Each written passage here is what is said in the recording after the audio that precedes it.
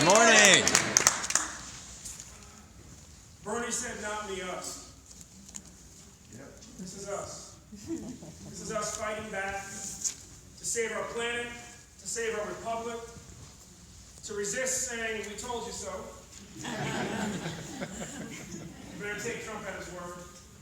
You'll be Keith Ellison running for DNC chair. Seen that video of him talking to George Stephanopoulos in May, saying, watch out, this guy might be the Republican nominee. And everybody laughed. Mm-hmm. It sucks to be prophetic sometimes. Well, you look across this country, and I endorsed Bernie in New Hampshire and traveled with him every state, every group of states thereafter, probably 20 states after. And started to see something pretty incredible. You know, we were in Chicago 2 days after Trump's rally was shut down. And at 10 o'clock at night, we turned away 7,000 people, and the 5,000 inside looked like Chicago. Black, brown, white, it was working class, it was young, it was vibrant. 3 days later, we were in the Ozarks. Black man in America, it's like 3 places I don't need to go to in my life. But we were trying to make Bernie president, so I would go anyway. And I go up to give my speech, and every time my speech would be about how our guy was the best guy to beat Donald Trump, and without our guy, we might end up with President Trump. And I looked out at the crowd that night as I was listening to the response. The response was just as strong as Chicago, but it didn't look like Chicago. It looked like the Ozarks. There, 20% of the room was in camouflage, deer hunting camouflage. And they were chanting just as loud and screaming just as loud as the young black and brown college students and bus drivers we'd seen in Chicago. And so rather than doing what you usually do, when you travel with Bernie, his speeches are long and it's the same speech every night. So by the time you're in the 12th state, you're just hanging out with the rest of the folks in the back and planning the next day. You know what he's going to do. But I decided to wait in the wings that night, just to see what happened. Because I'd never been to the Ozarks before. And every applause line we heard in Chicago was just as strong. And then I got butterflies in my stomach because I knew we were getting to the one that was most important to a young man like my son, who's 4 years old, who when I say hands up, he says, don't shoot. And it's Bernie's call for the police to stop killing unarmed black men. And the response in the Ozarks was just as strong as the response in Chicago.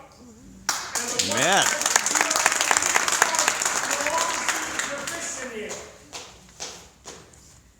As the former head of the NAACP who's been down in the trenches with Bob Ross, I've been waiting my whole life to see it. And so when Bernie came back that night, you usually, again, you get a guy in his mid-70s, he's just giving a tense speech, and please, everything on the floor, you typically give him a second to go get a Coke and relax. But I grabbed him and I said, Bernie, I said, did you hear that? He said, hear what? I said, did you hear that the applause lines were the exact same as they were in Chicago, and the roar when you said stop the killing of unarmed black men from the guys in camouflage over on the left? And he said, I'm glad you stayed to hear that tonight, man. That's the revolution in this revolution. The revolution in this revolution is literally what we've been fighting for since the Commonwealth of Virginia decided to divide slaves and indentured servants because there kept being rebellions of the both together. Because the king had said, your status shall convey to your children. And those are the types of times that we're living through right now, where the oligarchy is saying, your status shall convey to your children. Your children's hopes shall be no higher than the status you have already attained. And it could be much worse. And so, at the National, our focus has been diving into the chaos, which is, the aftermath of a presidential campaign, but like Bernie, all of us left it on the floor. And everybody's feeling a little bit grumpy, going through their own kind of grieving. watching a nightmare unfold from it. But the last couple of weeks have confirmed that we have to take Trump at his word.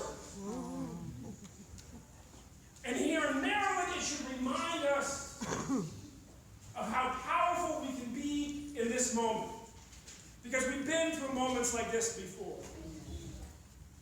Jimmy, Virginia, Paul, all of us remember what it was like in 2011 across this country. When in 2010, the Tea Party came to power across this country. And in 2011, they were attacking voting rights, and women's rights, and workers' rights, and civil rights from coast to coast. And here in Maryland, what did we do? Well, other places people may have balkanized and weakened their power.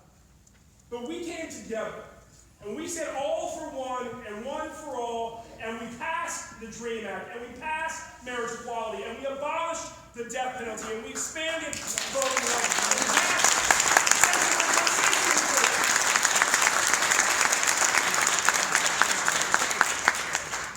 I honestly don't know where Maryland is. You ask my black grandfather, he tells you it's in the South. You ask parents at my kids' school in Montgomery County, they tell you it's in the north. You talk to somebody from the steel workers, they say it's the edge of the Rust Belt in Baltimore. That's probably a good thing, because in this moment we need to defy every stereotype. We have a Republican governor who's going to do his best to try to get us to forget he's a Republican, even as he defends Trump's actions at BWR.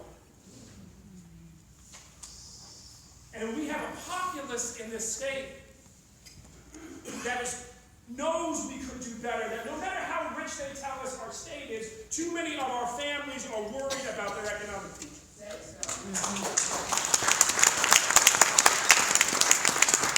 So what does our revolution look like in Maryland? It looks like Walla, the day after her local representative said he was introducing the bill to preempt local $15 minimum wages being passed across the state, she declared that she would run against him in the primary.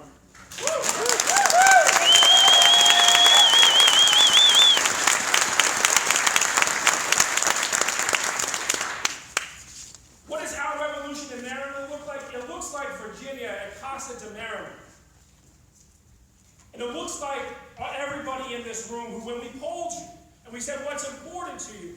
Right at the top of the list was defending vulnerable groups, defending black men being killed by the cops, defending immigrants being rounded up and harassed and having their families broken apart and their dreams dashed and the DACA list misused. And children being separated from their parents at the end.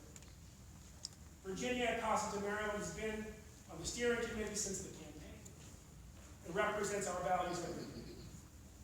And it looks like Paul and Jimmy in the state legislature getting ready to bring some fight to this governor and make him actually have to veto this we need. We need to ban fracking in our state. Yeah. We need to pass the $15 minimum wage. We need to reduce the size of our prisons and send the money we save back to our organizations. But right now, more than anything in Maryland, we need a fight.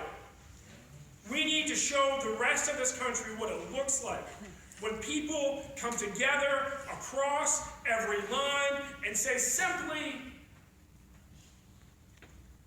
treat our neighbors the way you want to be treated. Yeah. Show them the respect that you want for your own self, for your own children. And whatever you do, don't let Trump define the future for this state. Amen.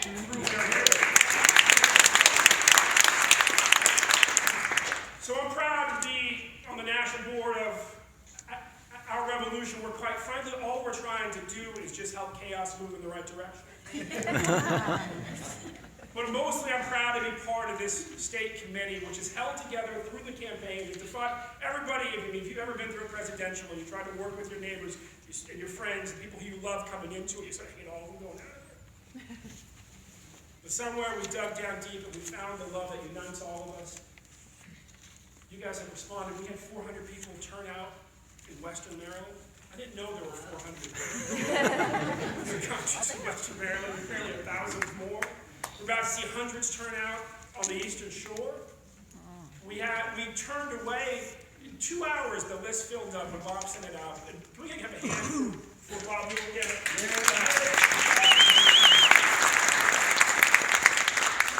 Our unpaid leader, chief executive of our state operation, he said that 80 people could come to the meeting in Montgomery County. The list filled up in 2 hours. It was on Thursday night. 150 people showed up. And the next meeting, 400 people showed up. So look around this room. But understand there are rooms like this around the state. Baltimore's meeting is coming up. We're going to pull together. We have a massive lobbying day at the end of February. You'll hear more about. We will bring a real fight to Annapolis. We're going to support candidates like Walla. We'll bring a real fight to districts across this state. And by 2018, we will bring a real fight to Larry Hogan and send Donald Trump a message that he will not control our state by proxy. Amen.